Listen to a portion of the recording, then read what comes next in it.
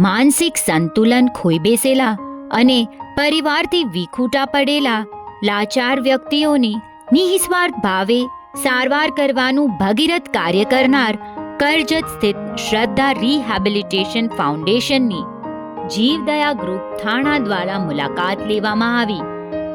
છેલ્લા 5.5 વર્ષોથી ચાલતું પરેશ રાયશી ગાલાની ઉમદા સોચનું પ્રતીક સમાન આ ગ્રુપ આજે 65 મેમ્બર્સ દ્વારા તન મન ધનથી દર મહિને જીવદયાના સત્કાર્યો કરવામાં આવે છે.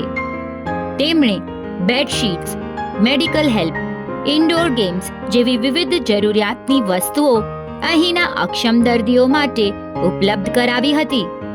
શ્રદ્ધા રિહેબિલિટેશનના ફાઉન્ડર હસમુખભાઈ લખમસિંહ શાહ, મણિલાલ ભૂરાલાલ ગાલા, ડોક્ટર ભરત વાટવાણી અને અહીંના દરેક કાર્યકર્તાઓના પરમાર્થના આ કાર્ય માટે તેઓ ભૂરી અનુમોદના પાઠવે છે.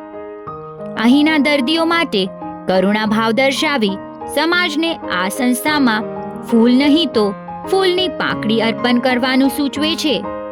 વધુ વિગત માટે કમ્યુનિટી સિટી એપ જોતા રહેશો.